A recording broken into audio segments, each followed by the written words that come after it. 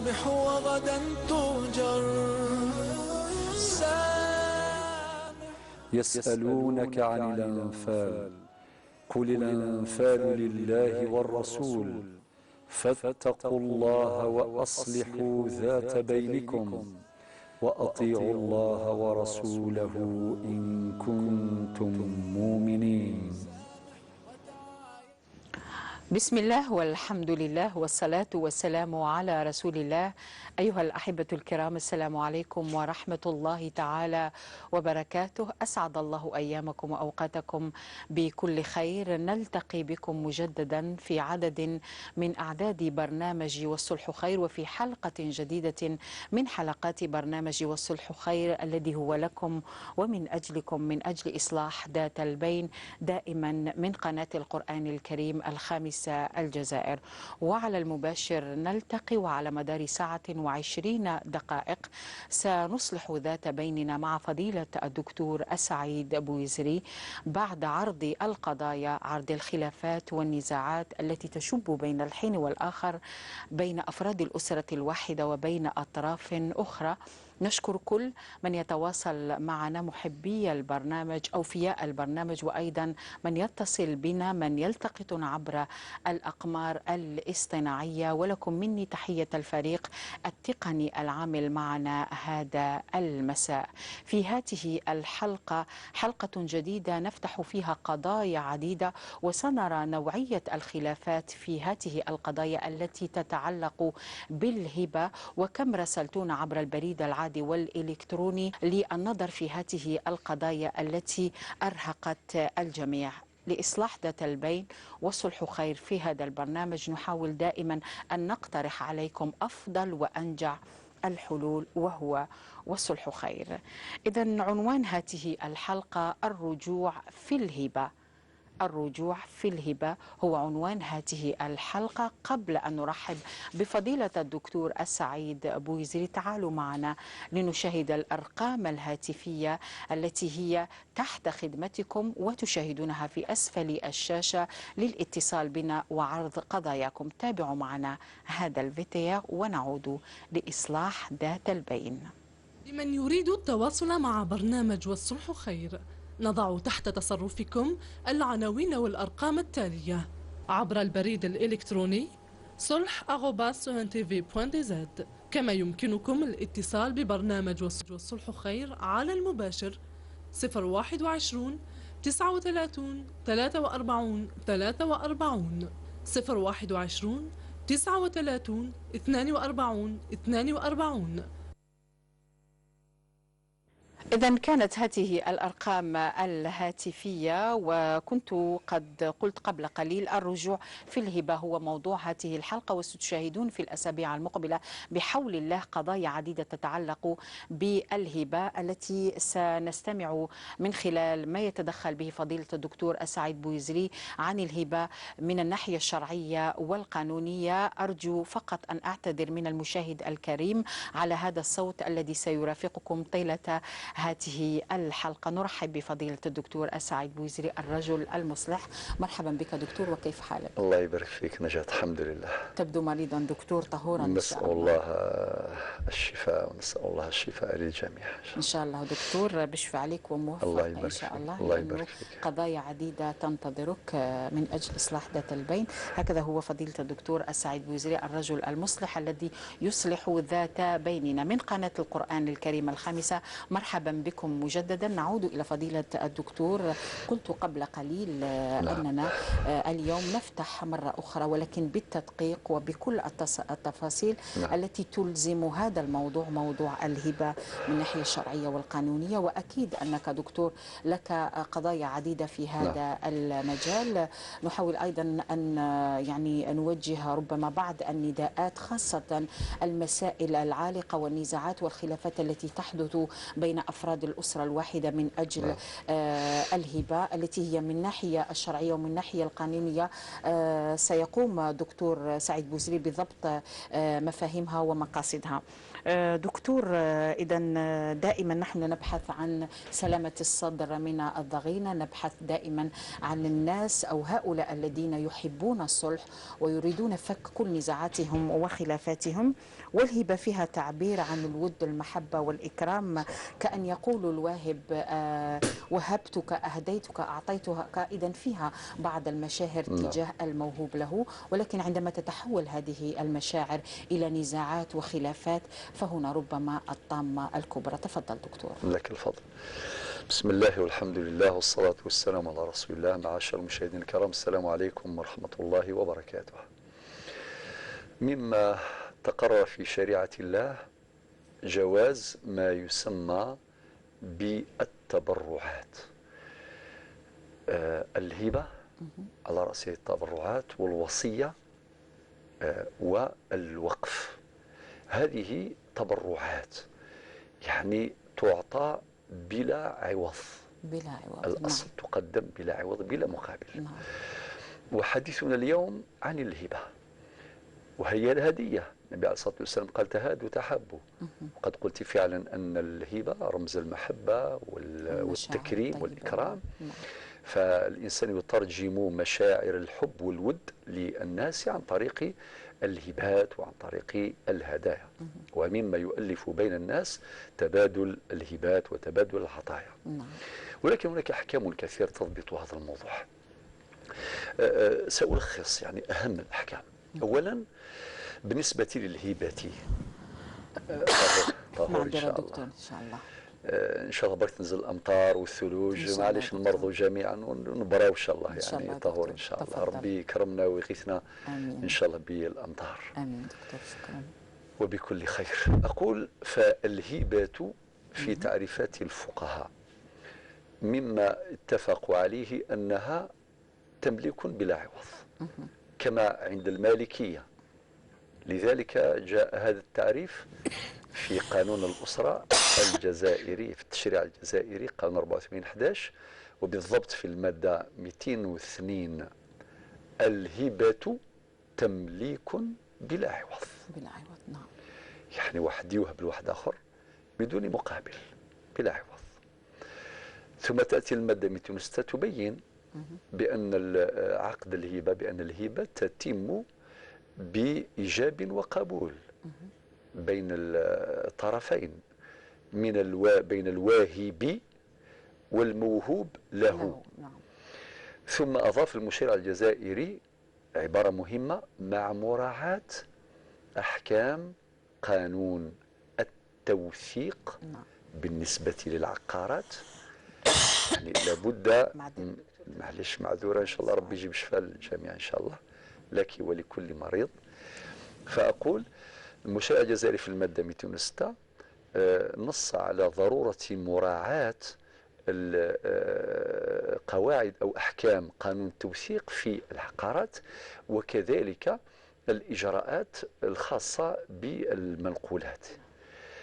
هذه المادة 206. ثم المشرع الجزائري ينص أيضا، إذا نفهم من هذه المواد ومن هذه المادة بالذات، أن طبعا وأكد على الحيازة قانون الأسرة الجزائري في المادة 206 أن عقد الهبة هو في عقد رضاعي وعقد شكلي أيضا، يعني لابد أن يخضع للرسمية لشروط معينة شكلية. وعقد عيني. لماذا عقد عيني؟ معناه يشترط الحيازة، يشترط الحيازة. كي نتكلموا عن الوصية مثلا، الوصية تشترك مع الهبة كونها كل واحدة يعني يشتركان في كونهما بلا عوض، ولكن الهبة تتم حال حياة الواهب، حال حياة الواهب، ولكن الوصية تتراخى أثارها إلى ما بعد وفاة الموصي. إلى بعد وفاة الموصي. ذكرنا هذا في بعض حلقاتنا السابقة، ولكن تكفي هذه الإشارة فقط ويكفي هذا البيان. ثم أن المشرع الجزائري نص على عدم يعني الرجوع في الهبة، عدم جواز الرجوع في الهبة، وهو الأصل.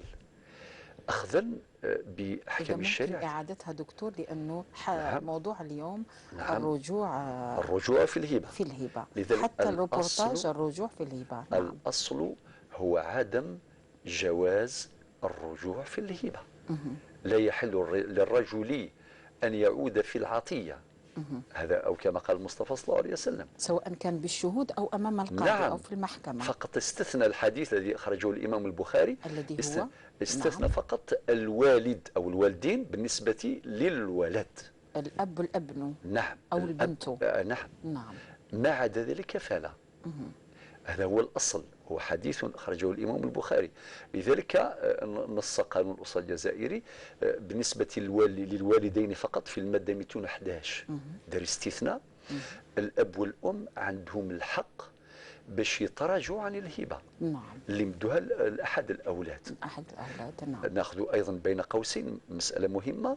النبي عليه الصلاة والسلام يقول اتقوا الله واعدلوا بين أولادكم. نعم. وذكرنا فيما سبق أيضا حديث نعمان بن بشير. نعم. بمعنى الأصل الوالدين إذا أعطوا هبة عطية لأحد الأولاد، نعم، لازم يعدلوا بين الأولاد جميعا ذكورا وإناثا. هنا لا يجوز الاستثناء، ماهوش الأب والأم يعطيوا الهبة للأبناء الذكور وما يعطيوش الهبة للبنات. هل هناك حالة دكتور ربما يقول لك هذا كان بديت دكتور لأنه مريض ما عندوش عمل عنده تكون استثناءات؟ نعم. إذا نعم. الأصل هو العدل. اتقوا الله واعدلوا بين أولادكم، حديث النبي صلى الله عليه وسلم. بارك الله فيك دكتور. ولكن الاستثناءات إذا كان أحد الأولاد مريض ربما مقعد لا يعني لا يستطيع أن يعمل لمثل هذا السبب، وممكن أيضا واحد يكون عنده مثلا أيضا بنت مثلا معوقة لا تعمل، يعني مثل هذه الاستثناءات هي مسوغات شرعية. نعم، مسوغات شرعية هكذا تسمى. ولكن نعم الأصل هو العدل بين الأولاد. العدل. طيب نعم. فرضا الآن أحد الوالدين أعطى هبة لأحد أولاده فأراد أن يرجع، يجوز له بنص الحديث المذكور، ويجوز أيضا حتى من ناحية القانونية بنص المادة 211. نعم. ولكن مادة 211 دارت استثناءات. حتى الوالدين ما عندهمش حق الرجوع في الهبة في الحالات الآتية. الحالة الأولى إذا كانت الهبة من أجل زواج الموهوب له، أعطى له مثلا 40 مليون باش يدير زواج، يدير عرس. نعم. مصاريف. ما عندوش حق يقول له رجع لي هذاك، ما عندوش حق. هذا الحالة الأولى. الحالة الثانية إذا كانت الهبة من أجل ضمان قرض أو سداد دين. نعم. إذا كان الابن ولا البنت تقول باباه ولا لي ما عطيو لي دراهم باش نضمن قرض ولا نسد الدين. نعم. خلاص فلا يجوز الرجوع، ما يقولوش اعطي لي رجع لي هذاك المبلغ. الحالة الثالثة في المادة 211 من القانون، قانون 84/11، إذا كان تصرف الموهوب له في الشيء الموهوب، تصرف فيه. نعم. إما عن طريق البيع باعه، إما عن طريق الهبة هو أيضا وهبه ما بقالوش. نعم. أو إذا أدخل في الشيء الموهوب ما غير من طبيعته، هو أعطى له قطعة أرض هو بناها.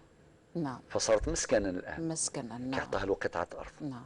ولكن الآن الموهوب له غير فيها. واش غير فيها؟ بنى فيها. بنى فيها دكان، بنى فيها مسكن، ولا تغيرت الطبيعة نتاعو. ففي مثل هذه الحالات لا يجوز الرجوع في الهبة. نعم. وكان في المادة 212 مسألة مهمة وأتوقف، ما هي الهبة من أجل المنفعة العامة بقصد المنفعة العامة. نعم. لا رجوع فيها. نعم. إذا واحد أعطى هبة لبناء مسجد، لبناء مستشفى، عيادة، مدرسة، جامعة، ولا أي شيء من هذا القبيل، ولا من أجل مثلا مسكن، عفوا مثلا مقر لتجمعث لمجلس الصلح، لرجال. نعم. الصلح. نعم. يعني داروا مكان هذه المصلحة العامة، لا يجوز. الهبة بقصد المنفعة العامة لا رجوع فيها، لأنه هناك منفعة عامة يستفيد منها الناس. ما يجيش هذاك الواهب يندم يقول نرجع في الهبة. نعم. وهذا الاستثناء متروك فقط بالنسبة، أعود المادة 11، فقط للوالدين فقط. أما ما عدا ذلك فالأصل عدم جواز الرجوع في الهبة. هناك أحاديث أخرى كحديث النبي صلى الله عليه وسلم العائد في هبته، نعم، كالكلب الذي يقي ثم يعني لا أذكر هذه الأحاديث، نعم. ذكرناها فيما سبق. نعم. أكتفي بهذا البيان. نعم، بارك الله فيك دكتور. إذن هكذا فهمنا في بداية هذه المقدمة لفضيلة الدكتور سعيد بوزري، ونحن نتحدث عن الرجوع في الهبة، عن مقاصد الهبة وشروط الهبة. الرجوع في الهبة في هذه الحلقة نتحدث عن يعني جد وحفيد. جد وهب عقار لحفيده ثم تراجع لأنه يعني ظن أن البنات تعو لهم الحق في الميراث والزوجة أيضا. وتشاهدون في هذه الحلقة هذه القصة، وهي قضية عميقة وقضية في المحاكم أيضا. وبعد مشاهدة الروبورتاج للواهب والموهوب له ستشاهدون معنا أيضا أننا سنستقبل ضيفة كريمة، وهي ابنة الشيخ أحمد وعمة الحفيد. إذن الجد والحفيد في خلاف حول الهبة. تابعوا معنا ونعود لإصلاح ذات البين دائما، وهذا هو العمود الفقري للبرنامج. تابعوا معنا. أنت الرئيس.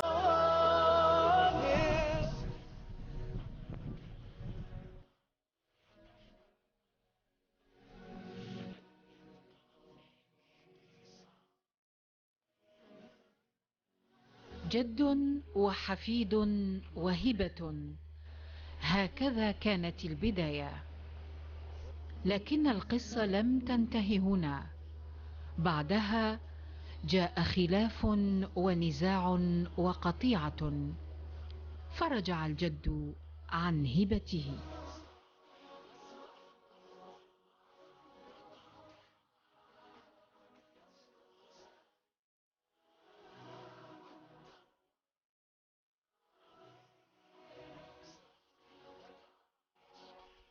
سي الحاج أحمد، مرحبا بك. رانا في دارك، زارك برنامج والصلح خير باش نشوفوا ونعرضوا القضية تاعك اللي هو الخلاف بينك وبين الحفيد. بين والو بين غير الخير. تبعوه الناس. رحت للجماعة رحت للجماعة، قالوا له ودي ماشي حق عليك، ماشي كذا، ما استعرفش.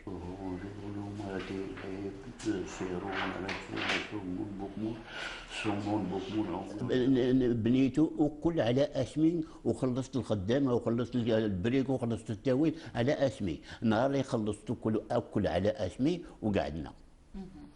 ومع الاخر هو ما خدم والو. كان هذاك الساعه كان صغير، كان يقرا. ومن بعد كي كبر خرج لي طريق. كيفاش خرج لك طريق؟ واش قال لك؟ قال لي ما تسال والو. طيب الحاج، انت عطيت له الهبه عطيت له كش حاجه؟ درك عطيت له الهبه، كان وهبت له، ماشي بعت له ولا كذا، وهبت له. واش وهبت له الحاج باش نفهموا؟ دياره وكل. والقضيه اللي رفعتها في دار الشرع، علاش رفعتها القضيه؟ رفعت على جال البنات، باللي البنات هذو يسالوه، وانا المراه اللي عندي تسال. صافي غدوه لو كان يروحوا يمنطروا. وكي رفعت القضيه هذه وليدك هذا واش قال لك؟ جالي قال لك يا جدي كيفاش ترفع قضيه تاع الشعبيه؟ ما قال لي والو. قلت لك ملي قلت له هذا الشيء لا استعرفت به، لا عنده درك ولا عارف شحال من شهر الا شفتو بعيني. انا ما حوش عليا، قلت لك ملي حضرنا الا شفتو لا الساعه.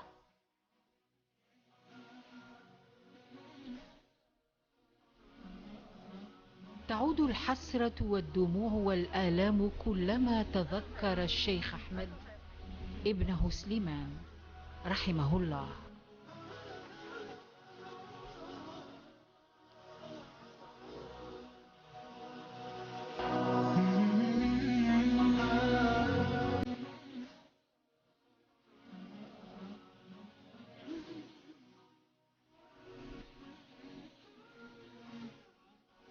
طيب الحاج، تتفكر نهار مات وليدك؟ ها؟ نهار مات وليدك كي توفى وليدك، هذا يا وليدك كان في كرشيم معاه؟ قلت لك كان 7 شهور في كرشيم كي مات باباه الله يرحمه، كان 7 شهور. 7 شهور، والمرأة كانت عندي على كل حال، حتى وضعت اللحم جبتها للسبيطار زاد عندها هذا، وداوينا طبعنا حتى لهذه الساعة. شوفوا وين لحقت، خريته وكسيته وتاويل وكذا، مع الاخر شوفي الدنيا كيف رد لي الخير. وانا جدو ماشي بابا. انا كي وهبت له هكذا خفت غدوه الموت يبقى يمنصر، صافي وهبت له هذا الشيء. كتبت له انا ما عند القاضي. كتبت له كلش عند القاضي.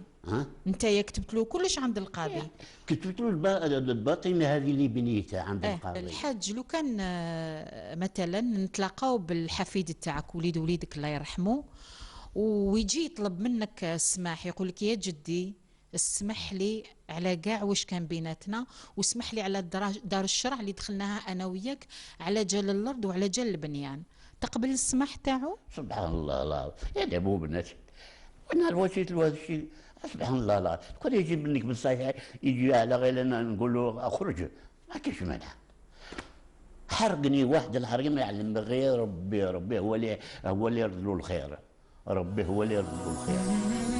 يقف الشيخ أحمد عند قبر ابنه ويقول: يا سليمان يا وليدي، كم اشتقت إلى حفيدي. وهذاك النهار واش درت كي رحت للسبيطار؟ كي زاد عندك حفيد وليدك فرحت؟ النهار زاد قلت حيا بابا لا باس بي، حيا بابا. شريت له طوموبيل جديده دوبل والله غير دوبل، والله غير نهار زوجته، والله غير فرد شريت فرد، والله غير فرد وفرحت ولاباس بيا. نهار قريت ونهار ندبت له ولا لي على القاليه، حرقني واحد الحرق ما يعلم بيا غير ربي.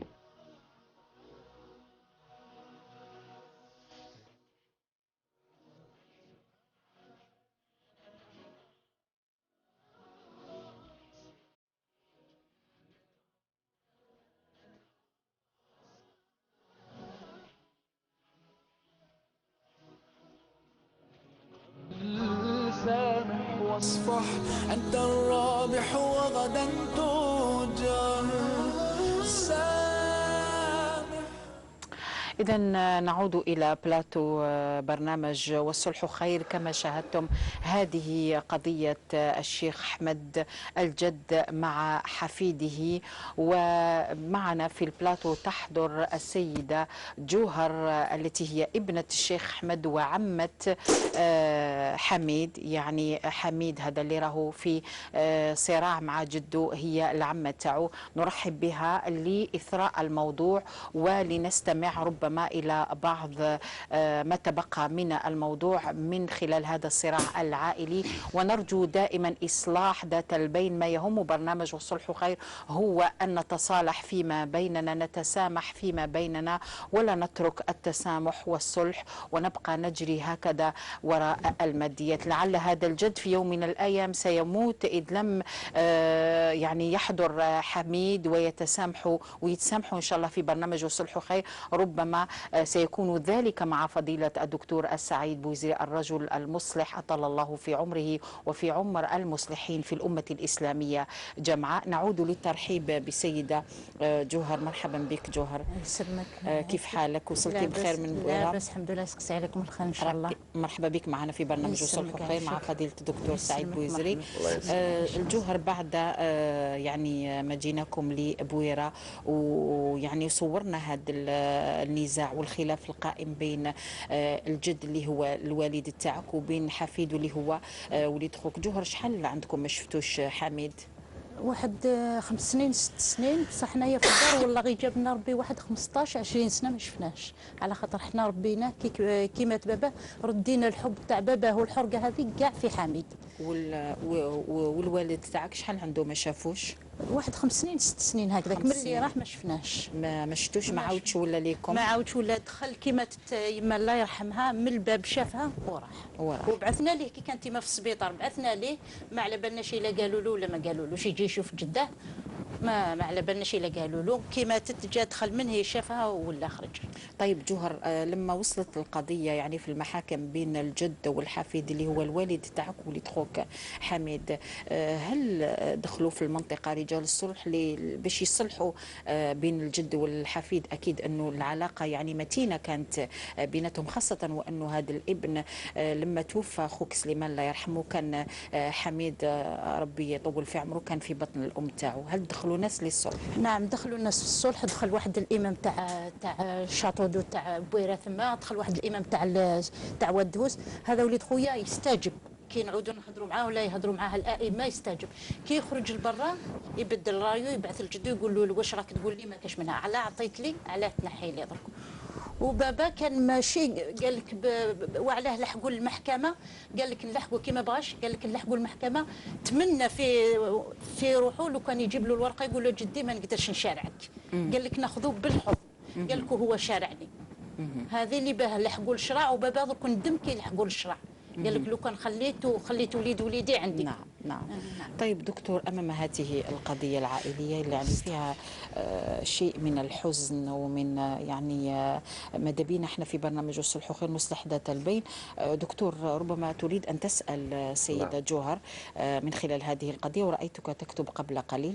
جوهر، امامك دكتور سعيد بويزري والقضيه امامنا، عرضناها في برنامج الصلح وخير. قبل هذا وذاك دكتور، اود ان اشكر الزميله زينب التي تتواصل معنا لترجمه هذا اللقاء، وهي تبذل كل جهودها حتى تصل الفكرة إلى فئة الصم. شكرا زينب، وتواصلي معنا في ترجمة هذا اللقاء الذي يجري الآن بين الدكتور سعيد بويزري وبين الحالة التي هي عمة حميد وابنة الشيخ أحمد. تفضل دكتور. كل فضل نجاة. أولا أنا بدوري أشكرك بارك الله فيك الأخت جوهر على حضورك من أجل إصلاح ذات البين، لانه الماديات كما قالت قبل الاخت نجاة، يعني الماديات مليحه في الدنيا هذه يقينا، ولكن ما تكونش هي السبب باش تتقطع الارحام، لانه في النهايه كل هذه الماديات سنتخلى عنها. ما كانش اللي ورث الدنيا هذه ما كانش تبقى يا ربي سبحانه عز وجل، ولله ميراث السماوات والارض. ولكن عندي بعض الاسئله. السؤال الاول، يعني هل يعني جدك ويعني باباك والوالدي يعني انتم كامل قايمين بحامد بجميع المقاييس، يعني جميع المجالات تربويا تعليميا، يعني خدمكم كل شيء؟ خدمنا كلش، ما خليناش يسحق حتى حاجه. الله يبارك. هذه مساله مهمه خاطر اعتمدوا عليها في توجيه النصيحه والتوجيه. رقم 2، مضمون الهبه، يعني محل الهبه، واش كانت الهبه كامل؟ يعني الهبه قطعه ارض باني عليها بابا كي وهبها له، كان باني عليها 3 كراجات. يعني اعطوا قطعه ارض مبنيه عليها 3 كراجات، ومن بعد هي موهوبه للحميد وبابا يبني عليها. أيوة. بابا يبني يكمل البنيان. ايوه. وهل باباك عنده يعني قطعه ارضيه اخرى عنده؟ شكون؟ الاب تاعي؟ نعم. عنده في البلاد. في طيب. القريه. طيب بالنسبه للوالد، يعني السؤال مطروح، لماذا تراجع عن الهبه؟ لماذا تراجع عن الهبه؟ واحد الخطره كي راح وليد خويا رحل، هو عند بالو يقعد مع، على خاطر عندي خويا واحد وفي فرنسا. ايوه. قال ربيتو باه يقعد عندي. كي جا هذا وليد خويا رحل، بابا تقلق والله غير مرض وبديت انا شحال نخطر نقول له بابا كانت عندك دار وحده، دوكا عندك 2 ديار، كي ذيك خاطرك هنا تطلع انت ويما التغزوت الفوق. ما بغاش، ورحل وليد خويا ودار لنا العشاء ورحنا. كي شغل تواسى تكاكا، وزاد واش شجعوا، دار الشيخ تاع ودوس خطبه على اللي يعطي الواحد ويخلي الاخر. ايوه. ومن بعد ثم تواسى بعث لي، انا نسكن ثم قدامهم، بعث لي قال لي رواحي. كي رحت قال لي زعما لو كان نقولوا الحميد يدي لي طاج اللي خدموا ويدي لي طاج ويرجع لي قلت له بابا ما على باليش، سقسيه قول له. شغل الوالد نتاعك بغى يخلي له ايطاج، خلى له ايطاج خليها له، خلى له ايطاج الى الان لحد الان يدي حقه ويرد له حق الاخرين.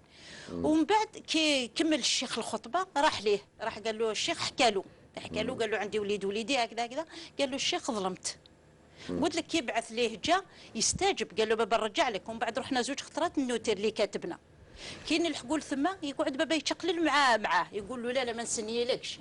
يقول لهم النوتير زوج خطرات والله غير زوج خطرات، هو يحاوز بابا يقول له روحوا تفاهم انت ووليدك برا وولي لي. ايوه. ومن بعد بابا استنجد بالامام تاع ودهوس. راح ليه قال له ودي كيفاه؟ قال لك جدك رجع لي ادي حقك ورجع له، على خاطر لي طاج اللي يرجعوا كاين دايره غير الحيوط والبوطوات والداله. وليد خويا اللي فيناه كارلاج وكامل، وليد خويا اللي فيه. ومن بعد ما بغاش ولا بعثوا ربما تعرفوا الشيخ ربيع تاع شاطودو، دار له ورقه وتواساو وتفاهموا. راح سنيا بابا وسنيا والشهود. كي لحقت الوليد خويا قال له لا قال له ما كاش منها نرد لك، اعطيت لي ودرك نرد لك. ومن بعد لحقت. ومن بعد بابا شكون دبر عليه قال له خرج له كارطه الا زعما جا وليدك ما يشارعكش.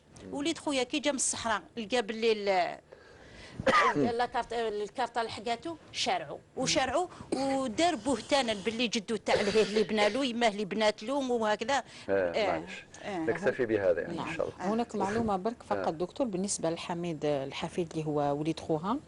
اتصلت به وقال لي ربما اليوم ما يقدرش يتصل بنا باش يتكلم هو الثاني على المباشر، لانه موجود حاليا في قاعده نفطيه في الصحراء في حاسر الرمل، ما يقدرش يتصل بنا، ولكن هو مبادر للصلح مع جده. هذا ما قاله ان شاء الله وسنرى معك دكتور انت المصلح ان شاء الله. بالنسبه للعائله اخر سؤالي بالنسبه الي وبعدين باقي مع نجاة.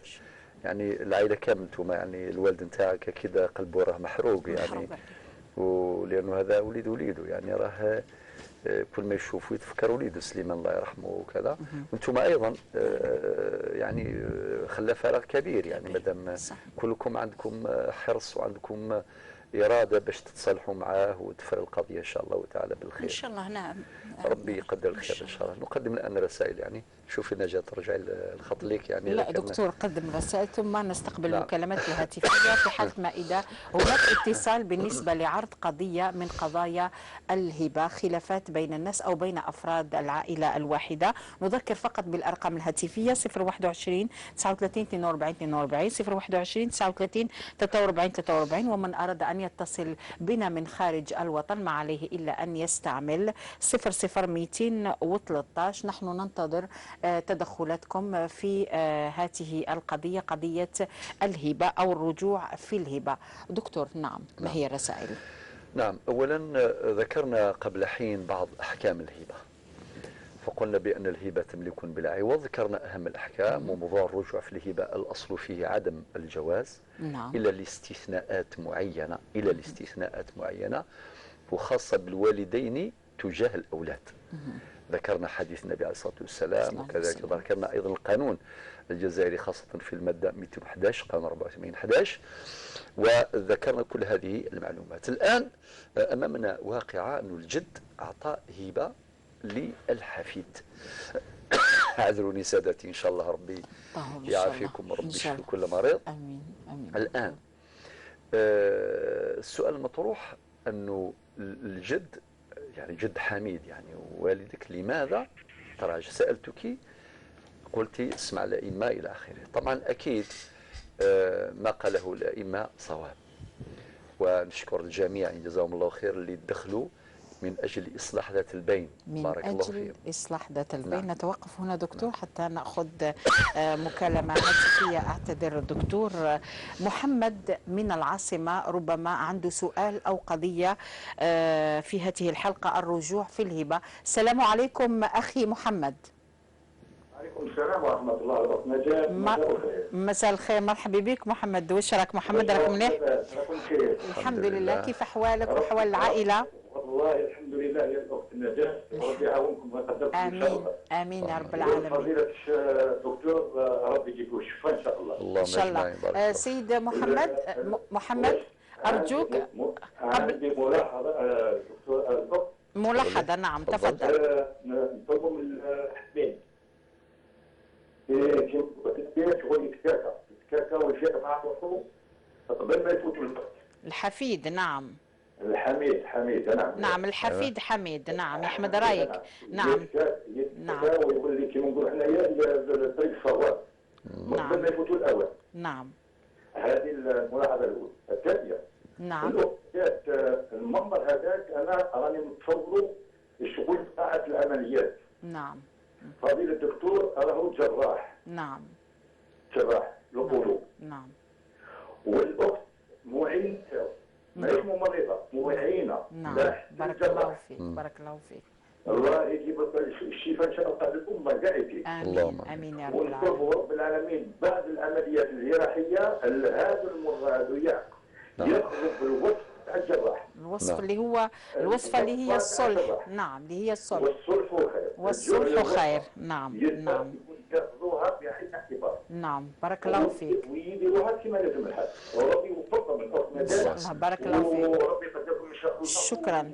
ويصوب طريقكم ان شاء الله. شكرا محمد من العاصمة. هذا ما نتمناه من كل حلقة من حلقات برنامج والصلح خير، أن نصلح ذات البين ونصلح بين الناس، وكان شعار هذا الموسم ولا تنازعوا. إذا نأخذ اتصال آخر من فرنسا. يقول سعيد صفية من فرنسا. السلام عليكم أختي الكريمة. السلام ورحمة الله. مرحبا بك صفية من فرنسا. كيف الحال صفية؟ الحمد لله الحمد لله. إن شاء الله صفية صفاء القلوب إن شاء الله. يسلمك. إن شاء الله. نعم. وقت الشيخ ولدني باش الأب تاعي عطانا فندق، وبعد 12 سنة من بعدها بعت لنا وقتي وقعد زعف علينا. الأب تاعك وهبكم فندق هكذا؟ نعم. ثم وبعد 16 خدمت فيه أنا وقتي 16 سنة. نعم. الظروف ما تنحسش والمعيشة. من باع؟ لم أستمع مروان. هي وأختها باعت الفندق. باعت الفندق هي واختها. شكرا مروان. كانت المكالمة رديئة. نرجو الاتصال مرة أخرى صفية من فرنسا حتى نفهم كل خلافاتكم كل نزاعاتكم ونحاول إصلاح ذات البين. توقفت دكتور عند إصلاح ذات البين. نعم. قبل أخذ المكالمة من محمد من قلت الذين يعني دخلوا من أجل إصلاح البين أعطيهم الصحة وجزاهم الله خيرا رجال ونساء. الآن سألتك قلتي لي باللي خلالوا طابق كامل. خلالوا طابق ومستودع. الله يبارك. بمعنى الآن أخاطب ضمير الأخ حميد يعني حفظه الله والله يذكره بالخير. إن شاء الله ربي يرحم باباك يا سي حميد والله يبارك جدك مع جداك الله يرحمها قايبين بك. أولا احتضنوك ورباوك وقراوك. هذه الأمور المعنوية، هذه المرافقة، هذه التربية، هذا التعليم، هذا في حد ذاته شيء كبير جدا. لابد سي حميد أنك تنظر إلى هذا الصنيع، إلى هذا العمل الصالح اللي قاموا به جدك الله يذكره بالخير وجداك الله يرحمها وكذلك العمات. هذا من جهة. من جهة ثانية أنه ما سلبش منه كل شيء أو خلاله طابق ومستودع. نعم. احنا تكلمنا قلنا الأصل هو عدم الرجوع في الهبة. مادام الجد الآن الاستثناء اللي نذكروه الأصل هو عدم الرجوع في الهبة إلا لعذر مقبول. حتى بالنسبة للمحكمة العليا تاع الجزائر في قرار لها في 2007 فيه إشارة إلى هذه النقطة، يعني تأكيد لعدم الجواز وأن الرجوع خاص بالوالدين فقط طبقا للمادة 211 إذ لا اجتهاد في مورد النص بلا ما نفصل في الأمور القانونية. ولكن المشرع هذا القرار أشار إلى العذر المقبول إذا كان لعذر. درك الآن نفترض أن الأب نتاعك العذر نتاعو هو يعني باش يعطي الآخرين يعني ليكم عنده أولاد أليس كذلك؟ شحال عنده أولاد؟ عنده زوج بنات وطفل. بصح الطفل عندهم ديجا بابا كان الشاري وعطاها له ليه ديريكت ماركي على اسم خويا. وانتم ما عطالكم؟ احنا ما عطالناش. احنا درك احنا نحاسبوها نجاح. يعطيك احنا ما عطالناش. ايوه. نعم. وزاد عاود بابا الام تاعي الله يرحمها ماتت وزاد عاود الزواج. صافي بابا ذوك الضمير تاعو راهي واسي فيه. سورتو يأنبوه الضمير. يأنبوه دخل للسبيطار والله يزاد له المرض ويظل يقول لها لو كان نموت ونخليك وهكذا زادت له ان شاء الله تفرح ان شاء الله. ان شاء الله نزوروه الاخت جوهر جعاد، اختنا جات جزاها الله خير جات زارته ان شاء الله، وانا ايضا من جهتي ان شاء الله نزوره باذن الله تعالى. اكيد هو الان بغى يعطي للجميع. نعم. من اجل هذا يعني ما حرمش حميد، معناها اعطاه طابق كامل. نعم. ومستودع وحديقه المنزل. الله يبارك. اذا هذه رساله نقول يا سي حميد الله يحفظك، او ما لم يسلب منك كل شيء. نعم. معنى بقى عطالك. حنا نتكلموا على الحاله وين واحد يعطي هبه ويديها له كامل. قال واحد عطى له طابله كيما هذه كامل وبعدين رجعها كامله، هنا نقول نعترض لان الشرع يمنع ذلك. نعم. ولكن في مثل هذه الحاله راه خلاله فضلا عن الامور الاخرى اللي ذكرناها التعليميه والتربويه. نعم. وكل مرافقه الى اخره، وزاد انه خلاله طابق كامل وزايد مستودع وزايد حديقه. الله يبارك سي حميد. انت كي تشوف كل هذا الخير تسارع، لازم قلبك يسبق بدنك الى جدك. نعم. وليك الى قاضي الزوير الجساي اتوحظ توضض وتسلمض فوق الروس وسنضا جدي سمحيي وتسوغال الجماعه ربي تسد ويثيروا، وهذا هو المطلوب. نعم. وذي رحم ربي وسينا مزديث ولون هذا الشبحن وذماون هذا هو الاساس. نعم. نعم. لابد سي حميد ان شاء الله اكيد فيك الخير والحمد لله كما نعم. تشهد عمتك عليك. نعم. انه دكتور. فيك الخير ونجت ايضا كلماتك. نعم. يعني فيه الخير والحمد نعم. لله. دكتور. وان شاء الله ذاك الخير اللي في قلبك يا سي حميد يترجم الى عمل. كل يوم ان شاء الله تعالى تفرح جدك وتفرح جداك وتفرح الاب نتاعك الله يرحمه في قبره في الجنه ان شاء الله تعالى. النهار اللي يكون الصلح بينك وبين جدك وبين يعني عمومك كامل وعماماتك ان شاء الله تعالى، وما ذلك على الله بعزيز. هذه رسالتي لك، وان شاء الله تعالى ما كاينش مشكله ما عندهاش حل. نعم. ما كاينش مشكله ما عندهاش حل، ولكن المسامح كريم.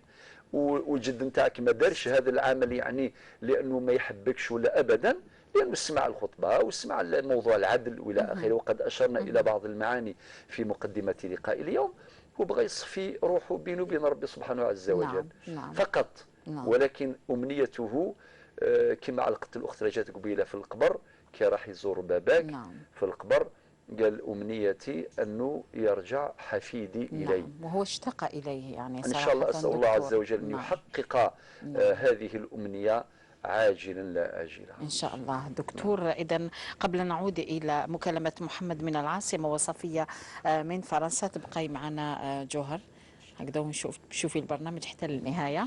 إذا دكتور، هناك يعني مراسلة من طرف محمد من العاصمة يقول: مات أخي وترك زوجة دون أولاد. يتعلق الأمر بالهبة. مات أخي وترك زوجة دون أولاد. هذا محمد من العاصمة. قبل أن يتوفى بأعوام قلت له يعني وعلى ما تديرش هبة لزوجتك تعطيها المنزل، فرفض. يعني رفض وما قالوش وش هما الأسباب. وبعدها لما يعني أكد عليه مرارا وتكرارا قال له نخاف من ربي، ما نوهب الهوى ونخاف من ربي لأنه ربما عنده ورثة. بعد وفاته يقول لك سيد محمد من العاصمة ما درناش الفريضة علما أنه ترك المنزل اللي راهي فيه الزوجة الآن ومحل تجاري وسيارة أجرة. يقول لك زوجة أخي بعد وفاته أعطتها الدولة من لا روتريت تاعو، عطت لها ان شاك دو ديسي وأعطتها قيمة مالية تتعلق بالاسيورونس. نعم. فوالا. قال لك ولكنها هي ما خبرتناش وإحنا ما سألناهاش. كي دات هاد الأموال سمعوا من الناس، هي ما خبرتهمش وهما ما سألوهمش. من الناحية الشرعية ماذا نفعل؟ قال لك حنايا زوج خاوة. محمد من العاصمة عنده 4 ذكور عنده 4 ذكور. يعني هذا المتوفي هذا؟ لا محمد اللي يهضر على اخوه. هما يعني ثلاث خاوة. هما 3 خاوة. عنده هو محمد من العاصمة اللي طرح هذه المسألة عنده 4 ذكور، واخوه الاخر عنده 3 بنات وولد. نعم. لا حبينا نسأل هذا الأخ اللي مات وترك زوجة. نعم. كم ترك إخوة؟ كان ترك محمد زيد؟ ترك محمد والخوه الاخر. اذا عنده اخوين شقيقين. فوالا هما كانوا ثلاثه، كي توفى قعدوا زوج، محمد والشقيق تاعو. وما عندوش اخوات شقيقات؟ لا ما عندوش. يقول لك محمد عنده 4 ذكور اللي راهو يسال، وخوه الاخر عنده 3 بنات وولد. نعم. قال لك دوكا من الناحيه الشرعيه برك ماذا يجب ان نفعل؟ نعم. نعم. اولا بالنسبه لهبه الزوج لزوجته اذا كان ما عندوش اولاد، نعم، هذا امر مشروع 100%، ما في حتى ادنى شك. نعم. هذه من جهه، يكتب لها السكنه، يكتب لها اي حاجه. لماذا؟ لانه احنا نعرفوا في المجتمع عموما، المجتمع البشري ماهوش غير في المجتمع الجزائري او نعم. على مستوى الامه، هناك تجاوزات تحصل في هذا الباب للاسف الشديد. وقد اشرنا مره من المرات الى ظاهره غريبه، انه كي يموت الزوج يخلي زوجته، كاين اللي يقول لها استنى تنتهي العده، بعد العده غادي. هذا امر خطير، تجاوزات شرعيه يعني لا يقبلها لا الشرع ولا الطبع السليم. هذه من جهه. من اجل هذا نوصي هؤلاء، نقول اذا كان هكذا لا حرج، باش تؤمن لزوجتك، تعطي لها السكنه وتكتب لها ما كان حتى شيء، وما بقي من التركه يخضع للميراث. نعم. طيب، ولكن هذه طبعا ما كتبلهاش. الان بعد وفاه هذا الاخ ترك منزلا ومحلا تجاريا وسيارة أجرة. نعم، هو كان روتريتي. وبعدين هي خذات استفادت من منحة معاش وهذيك الاموال اللي جات هكذا. نعم نعم. هم واش قالوا باللي ما هي لم تخبرهم، وهما ما سالوهاش. اصلا ما عندهم حتى علاقه بهذا الموضوع. نعم. يعني هي اذا لم تخبرهم فمن حقها، وهم ليس لهم الحق في ان يسالوها. أعيد هذه العباره لانها مهمه وخطيره. نعم. بعض الناس يعتقدون بأن هذيك اللي يمدها القانون للأرملة يعتبروها ميراث. ميراث. هذا نعم. ليس ميراثا. نعم. هذا ليس ميراثا. إذا هي ما تشي واجب عليها باش تخبرهم، تقول اعطوا لي مثلا رأس المال وفد كذا وكذا، اعطوا لي منحة المعاش كذا وكذا. لا، ماشي من واجبها باش تخبرهم، وهم ما عندهمش الحق باش يسالوها. نعم. اذا كان خبرتهم الله يبارك، الا ما خبرتهمش لا تؤاخذ ولا تلام. ما يجوش غدوه يلوموها ويزعفوا عليها، يقول كيما انت ما خبرتيناش حنا ثاني نديروا تغنات في جهه اخرى. لا، اذا هذه المساله لا تناقش. اتفقنا؟ الان نعود الى التركه. نعم. اما التركه، المنزل والمحل التجاري والأجرة، هنا نعم، هنا الزوجة ترث الربع لعدم وجود الفرع الوارث، والباقي يعود إلى أقرب الورثة. فإذا كان هناك والدين، ما عندوش والدين. نعم. إذا كان والدين. لا، ما ذكرش دكتور في المراسلة. طيب. نعم. ما ذكرش مراسلة غير الأخوين. هنا الباقي يؤول إلى الأخوين الشقيقين، الأخوين الشقيقين، مناصفة بينهما. الشيء اللي بقى يديوهما بعدما تستنفذ الزوجة، تأخذ الربع عن ساعة.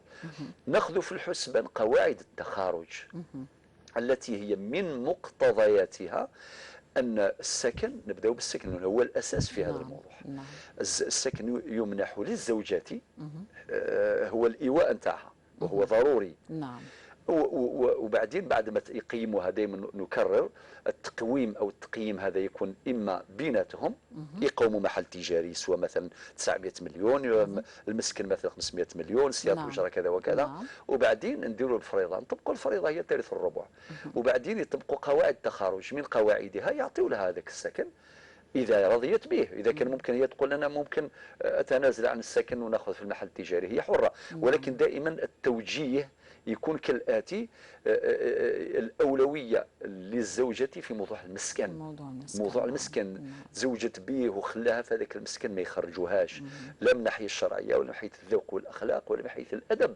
هذه الزوجة لازم تكون محترمة موقرة بقدرها إلى آخره. هما يأخذوا حقهم حسب الفريضة الشرعية في باقي الممتلكات. أما المنح هذيك كلها، وحتى المنحة التقاعد هذيك اللي تأخذها الزوجة أو الأرملة، هذيك المنحه لا بونسيون هذيك نتاعها وحدها نعم. وما يشاركها حتى واحد في هذا الموضوع. نعم. هذيك امور قانونيه بحته لا نقاش فيها. نعم. إذا أذكر بالأرقام الهاتفية للتواصل معنا 021 39 42 42 021 39 43 43. ومن أراد أن يتصل من خارج الوطن ما عليه إلا أن يستعمل 00 213 لعرض قضاياكم مشكلاتكم ونزاعاتكم. لكم هذا الفيتيار لتتواصلوا معنا لعرض القضايا في برنامج وصلح خير، ونعود إليكم لمواصلة النقاش في موضوع الرجوع في الهبة.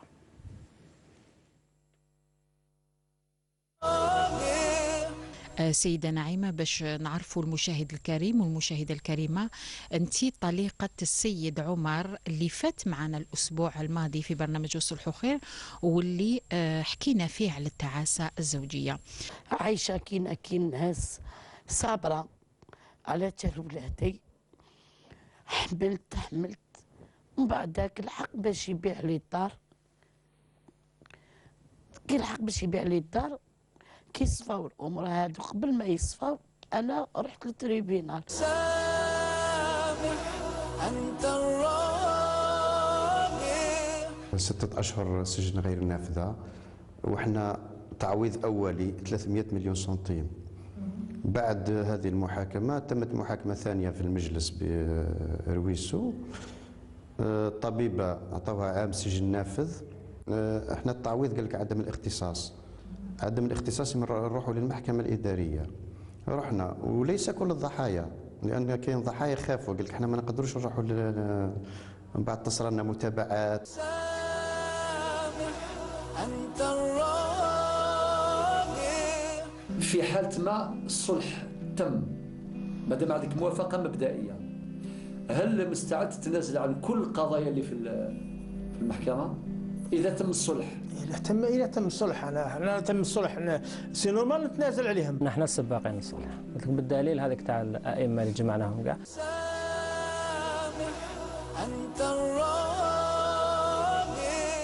احنا مالكين قطعة أرض منذ سنة 1967 في حي البدر،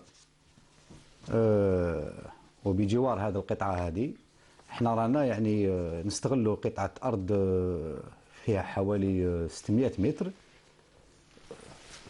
ودايرين فيها يعني محل تجاري لصناعة الحديد. ومن بعد تفاجئنا جانا محضر قضائي منا من بن جراح جاي بلغنا بأمر بالطرد. أنت الراضي. إلى كل من أراد أن يعرض خلافا أو قضية أو نزاعا، برنامج والصلح خير يزوركم في بيوتكم لتصوير قضاياكم ولإيجاد حل لمشكلاتكم. اتصلوا على الرقم 021 37 41 21. أنت الراضي. إذن ولا تنازع هو شعار هذا الموسم. إذن تركتنا السيدة جوهر، ولكنها ليست موجودة في الاستوديو، ولكن موجودة هناك خارج الاستوديو، وسنتواصل معها بعد نهاية هذه الحلقة. يقول دكتور سعيد، يقول اتصال من فرنسا من طرف محمد من فرنسا. السلام عليكم أخي الكريم محمد، السلام عليكم. هل معنا محمد سعيد؟ مرحبا بك أخي محمد في برنامج والصلح خير. ربما انقطعت المكالمة. حاول أن تتصل صفية من فرنسا ومحمد أيضا قبل الرجوع إلى محمد من العاصمة. دكتور، لدينا أيضا مساءلة من بومرداس، سيدة من بومرداس لم تذكر الاسم تاعها، عندها قضية عائلية. تقول دكتور عندها أمها في عمرها أكثر من 90 سنة وعندها 11 أولاد ذكورا وإناثا، الله يبارك. هذه السيدة تشرف على رعاية الوالدة وحدها يوميا، لأن الوالدة تاعها مريضة وتحتاج إلى الرعاية. وتقول يوميا يعني أنا أقوم برعاية الوالدة، وكانت إحدى الأخوات تساعد هذه الأخت في الرعاية اللي تقدمها للوالدة تاعها، ولكنها توقفت ما عادتش تجي. إذن بقت بنتها الوحيدة تعاونها في البيت، وهي متزوجة وعندها أولاد وعندها مسؤولية. تقول يعني أنها هملت البيت تاعها الزوجية، زوجها وأولادها، والزوج يعترض، يقول يعني لازم تولي لدارك، تلتهي بدارك، أنا ما نمنعكش من الوالدة تاعك، ولكن تولي لدارك. وتقول هذه السيدة إذا أنا ما عنديش خيار، إذا كان حب يطلقني فأنا نطلق. والزوج ما حبش يطلقها، ولكن يقول برك أنه لازم تباشري المسؤولية تاعك في البيت تاعك.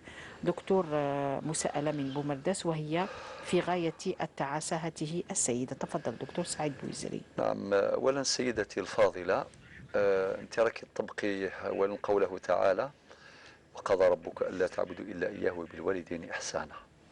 هناك مكالمة. كل ما تبدأ دكتور أستوقفك، لأنه فيه مكالمة هاتفية، والدكتور دائما يهمه عندما تكون مكالمات نأخذها مباشرة. أحمد من العاصمة. السلام عليكم أخي الكريم أحمد. السلام عليكم أخت نجاة. مرحبا بك أحمد من العاصمة. الله يسلمك، التحية لك وللدكتور سعيد. شكرا. أنا واحد القضية تاع الهبة هذه. الهبة نعم أحمد. نعم، هي الأخت نتاعي.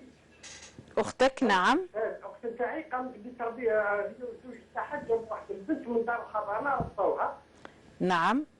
وكبروها، لما كبروا يعني كانوا يقول لها بلي الدار ليك، هما صرفوا باش يعطيو لها الدار ليها هكذا برك بالكلمة، برك بالأكواب.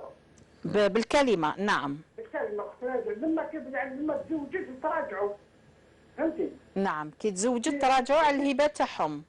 أنا تراجعوا كيما تزوج، بقات العجوزات راجعت قالت لها دوكا ما نعطيكش الدار، فهمتي الأخت نجاة؟ نعم.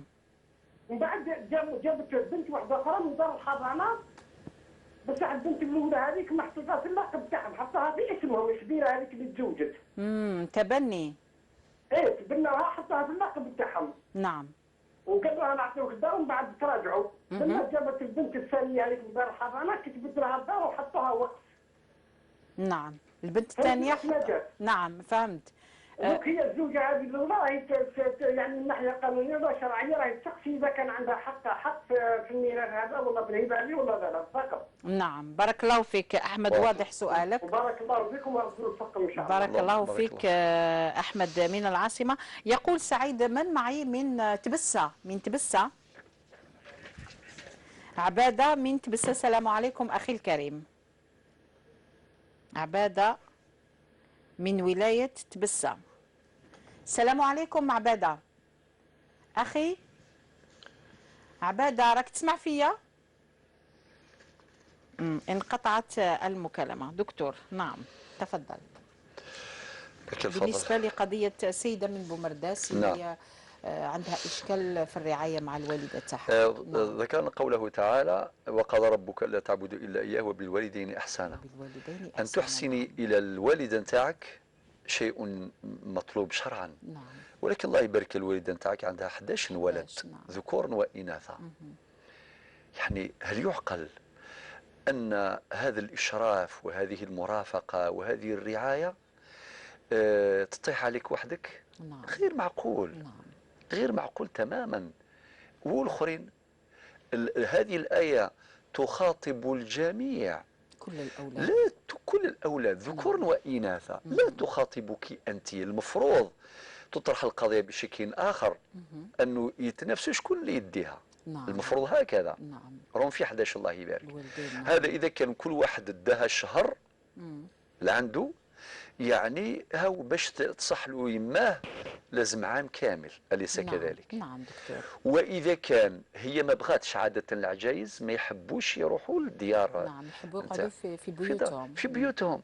يديروا برنامج صغير بيناتهم. هذا نصيحتنا. نعم. برنامج صغير، واحدة تجيها الصباح والأخرى تجيها العشية والآخر يجيها غدوة من ذاك، ويجيب الزوجة نتاعو يجي ليماه، والزوجة نتاعو تجي لعجوزتها لحامتها، ولازم يتنافسوا هؤلاء على خدمتها. لازم تتنافسوا على رعايتها باش تديو دعوة الخير من عندها ويسعدكم. وبعدين هذوك الاخرين كاع استقاله كانت اختها تعاون فيها وبعدين الاخرين كامل ما كانش. وهذه مسكينه السيده هذه السائله على حياتها الزوجيه كما قلت أيضاً. نعم. ماذا تفعل دكتور كي تكون هكا الزوجه بين الام تاعها وزوجها واولادها؟ هنا لابد من توجيه. لانه زوجها صبر مده طويله وخلت بيت الزوجيه وكذا وكذا. الان اعترض ومن حقه ان يعترض لأنه أهملت بيت الزوجية تماما وتفرغت لخدمة والداتها. لا، أنا كاين حلول. من هذه الحلول نشكر الزوج نتاعك نقولوا بارك الله فيه أنه يعني كما نقولوا راه تجاوب معاك ووقف معاك راكي واقفة مع الوالدة نتاعك يعني لمدة طويلة، نقولوا يعطيه الصحة وبارك الله فيه. طيب، ولكن يا أختي الله يحفظك لا ضرر ولا ضرار كما يقول النبي صلى الله عليه وسلم. والقاعدة تقرر إذا تجاوز الأمر حده انقلب إلى ضده. كل حاجة عندها الميزان. التوجيه الأول أنتم ولادها تتلاقاو وتديروا انتم كما يقول البرنامج اللي يرضي الوالده نتاعكم باش تديو رضاها، باش ترضى عليكم وتديو ندعة الخير. ماشي تفرضوا عليها تقول لازم ناخذوك وكل شهر مسكينه تسافر من الى من ولا تستطيع 90 سنه 90 سنه او اكثر من ذلك، تحتاج باش تستقر في بيتها. انتم تديروا البرنامج الذي يحقق رضاها هي.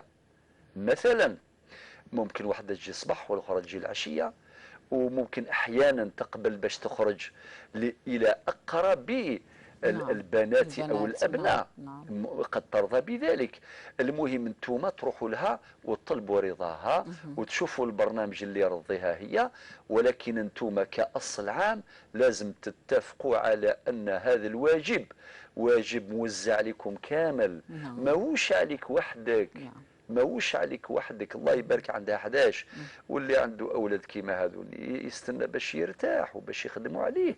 كيما هي ربتكم وتعبت عليكم، الان دوركم انكم تسعدونها وترضيوها. وما يلزمش تعيش في اي محنه هذه الام الكبيره الله يبارك. نصيحه اخرى، اذا كان هذا تعذر يعني كما يقولوا ما حبوش كامل يجيو، هنا هناك حل آخر. ممكن أنت وزوجك تجيو تعيشوا معها. هذا من الحلول. هذا من الحلول إذا رضي يا دكتور. إذا رضي حنلتمس منه. تسمع الوالدة تاعو كاين هذه الحكاية دكتور. كي تسمع الوالدة تاع الزوج باللي راح تكون عنده كاين هذه حقيقة أيضا صحيح. دكتور ولا غير؟ كيفاه أنت تروح نعم.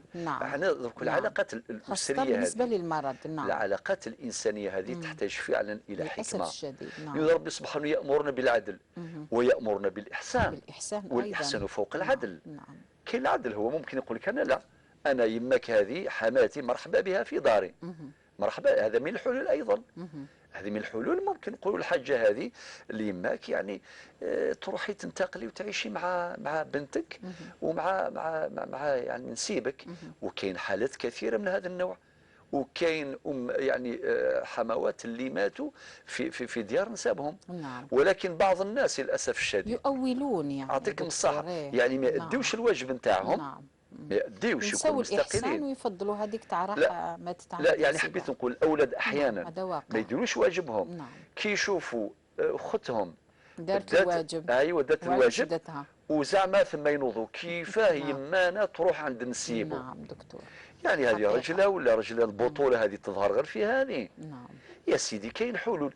المهم هذه المراه ما يلزمش تضيع.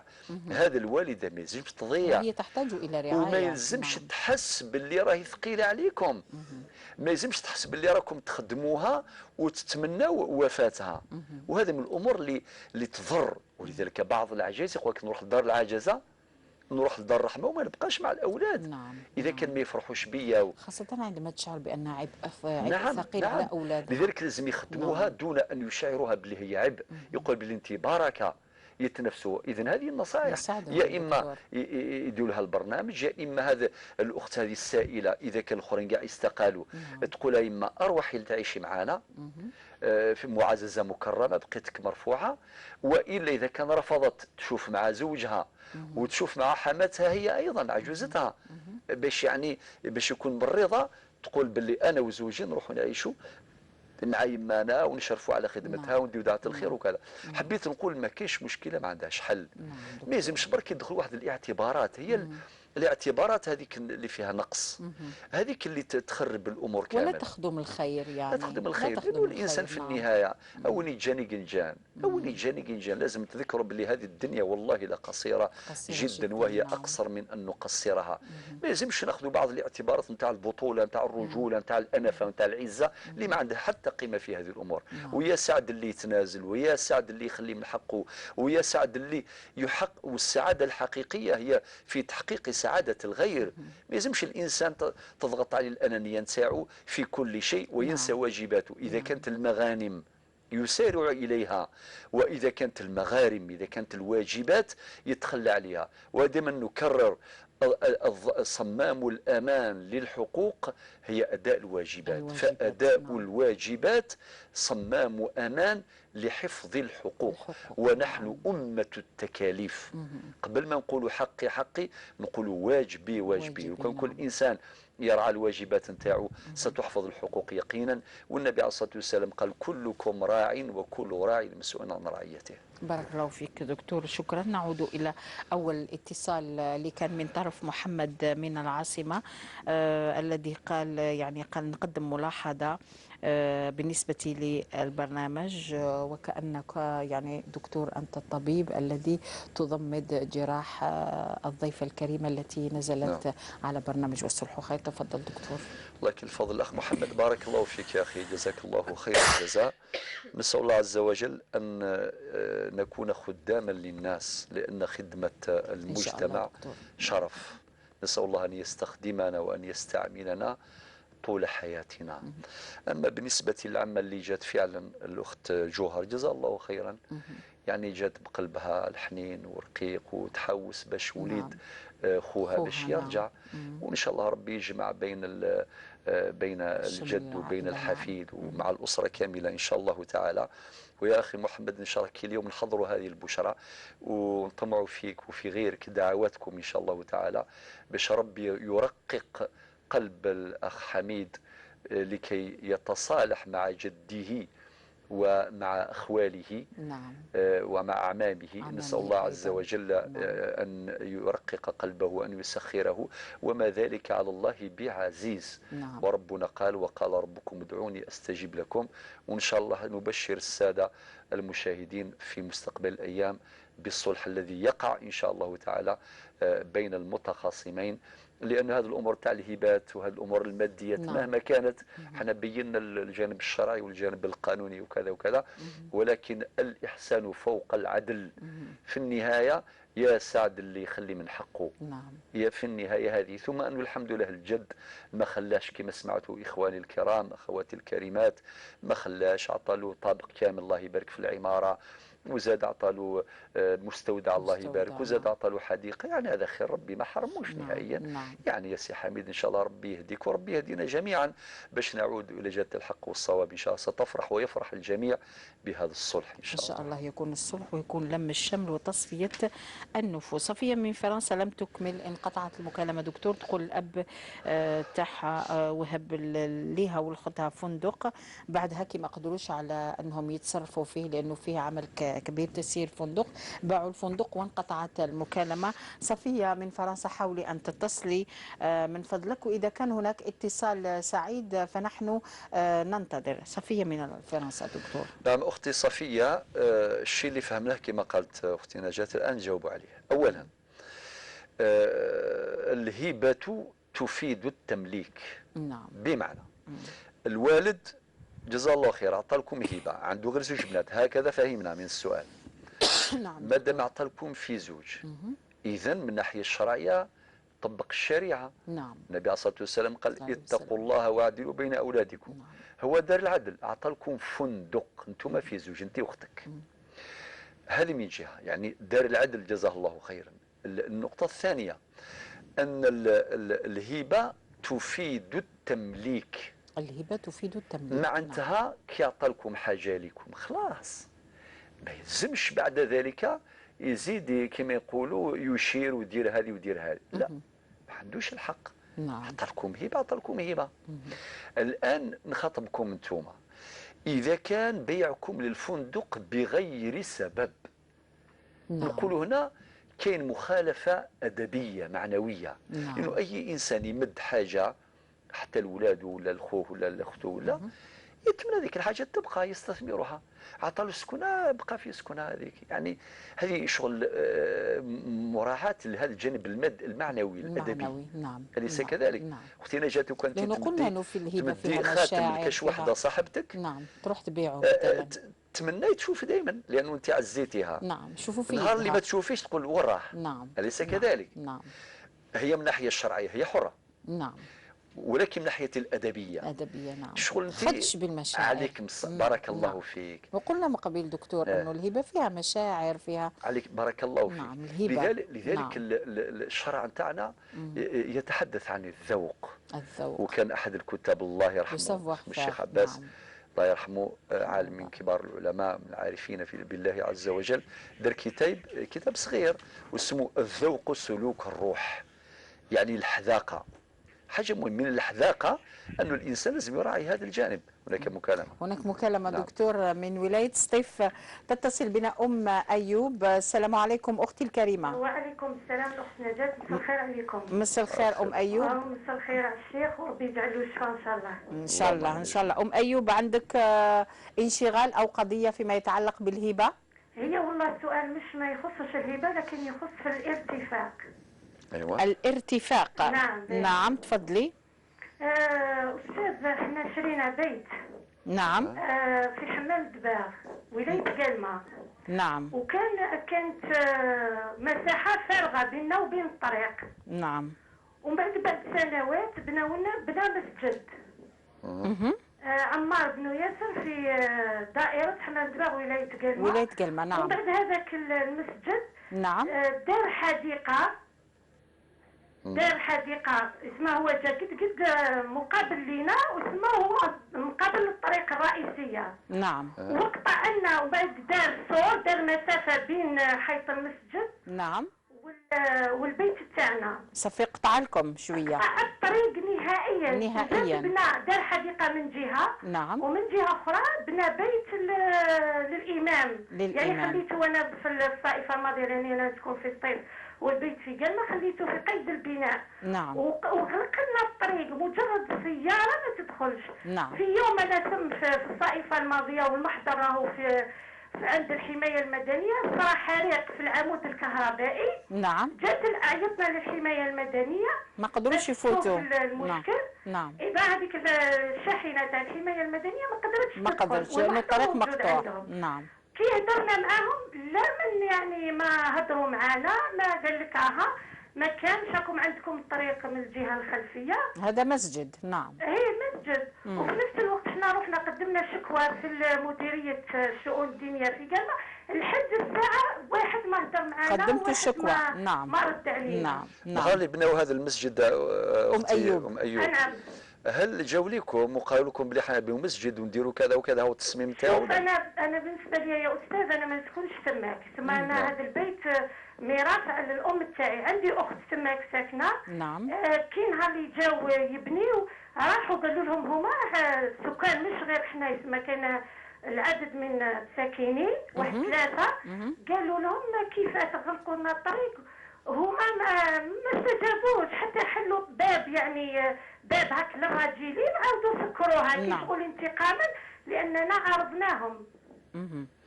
يعني اللجنه الدينيه القائمه على هذا المسجد هي اللجنه صحيح هي اللجنه القائمه يعني ما كي راحوا يهضروا مع عندهم تما في الدائره رئيسه الدائره ما قبلتهمش يعني ما كان يعني واحد واحد لا حياة لمن تنادي، واحد ما وضح لكم الامور. يعني نعم هو ما يستاهلش، خلوها له. نعم ما نعرف كيفاه ما طيب واضح ايوب ان شاء الله، وممكن واضح ايوب. شكرا العفو العفو شكرا انت لك ايضا ايوب من الصيف.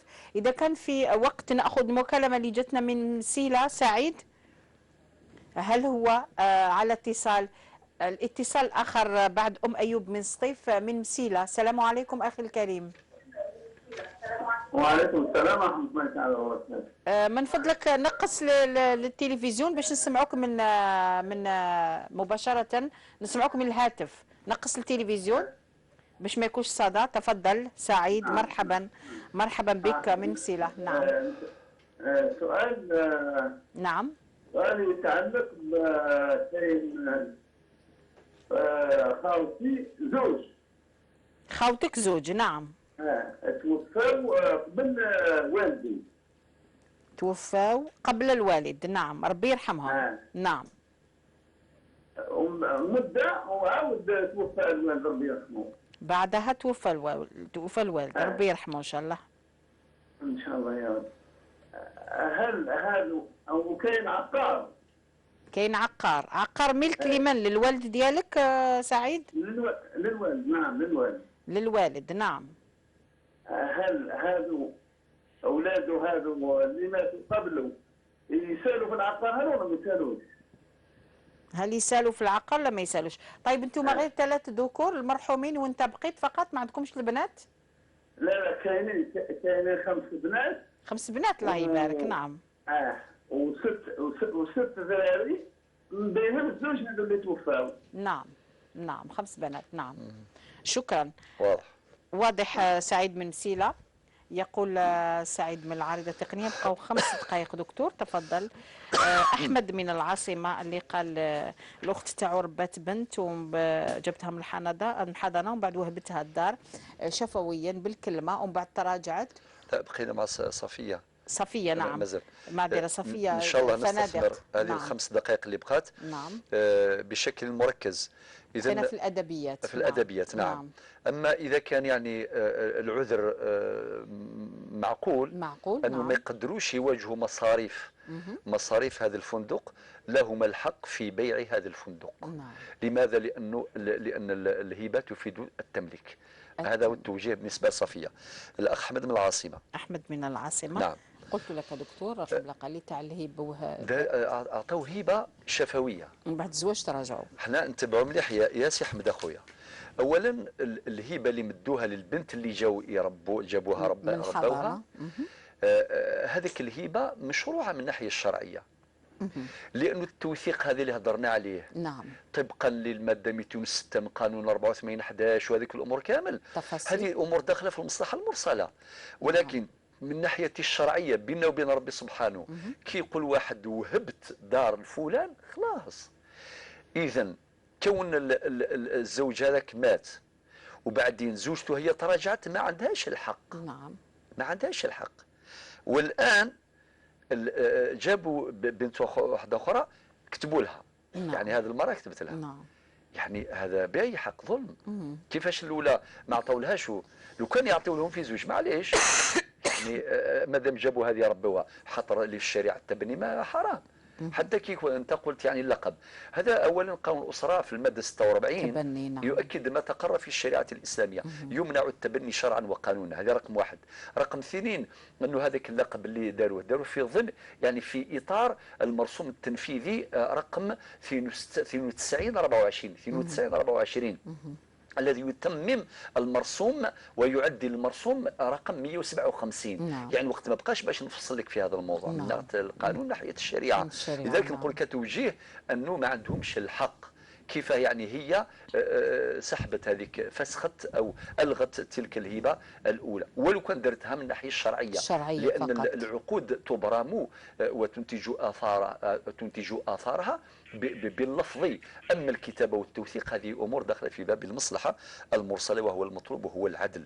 دقيقتان ايوب تكفوك دقيقتان الارتفاق. ربي يقدر خير يا ايوب. بالنسبه للارتفاق انا فوجئت بصراحه لانه اللي يبني المسجد نعم ما يلزمش يخلي مسكن ولا عقار محصور. نعم. تحدثنا فيما سبق عن الأرض المحصورة اللي ما عندهاش الطريق اللي يوصلها إلى الطريق العمومي. نعم. يعني فوجئت بصراحة. المفروض اللجنة الدينية طبعا حسب المعطيات اللي سمعناها أنه تبني مسجد توسع للناس، وحق الارتفاق هذا حق شرعي وحق قانوني طبقا للقانون المدني كما شرحناه في لقاءاتنا السابقة. وما عندهمش الحق باش يحصروا، وبعدين كما قلتي يصرح حريق، وبعدين باش يشحن الحماية المدنية ما توصلش لا. لذلك ان شاء الله يعني الاخت تواصلي يعني كل طرق التواصل معنا، تواصلي معنا وإفادتنا ببعض الوثائق، وإن شاء الله نتدخل في هذا الموضوع بقدر ما نستطيع. نسأل الله أن تجد هذه القضية حلا عاجلا إن شاء الله. دكتور شكرا. سعيد وصلنا إلى النهاية دكتور. طيب إذن سعيد يسمح لنا، ولكن نقول لك الآن بسرعة عندهم الحق طبقا لقواعد التنزيل أو الوصية الواجبة، وتفاصيل وعدوك في اللقاء القادم إن شاء الله نجاوبوا عليها إن شاء الله. نعم في اللقاء القادم سنعود بالتفصيل إلى أيوب من ولاية سطيف وإلى سعيد من مسيلة. إذا عنوان الحلقة كان الرجوع في الهبة. نلتقي بكم خلال الأسبوع المقبل. نتمنى أن تكونوا قد قضيتم معنا وأفيد الأوقات في برنامج والصلح خير. أستودعكم الله الذي لا تضيع ودائعه، والسلام عليكم ورحمة الله تعالى وبركاته.